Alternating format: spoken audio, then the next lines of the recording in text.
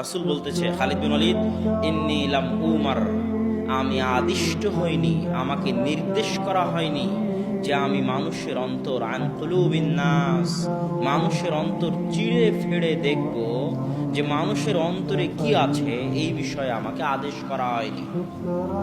এই অংশ থেকে যেটা বোঝা যায় সেটা হচ্ছে, পৃথিবীতে দুনিয়ার হুকুম আহকাম চলবে বাহ্যিক বিষয়ের উপর। কিসের উপর?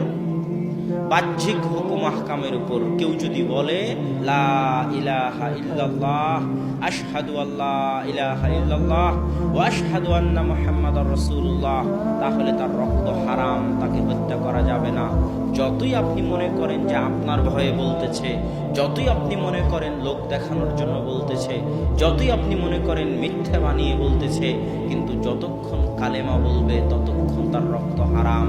তার অন্তরে কি আছে এটা আল্লাহ দেখবে কিয়ামতের মাঠে। ওটা আমার এবং আপনার দায়িত্ব নয় দেখার।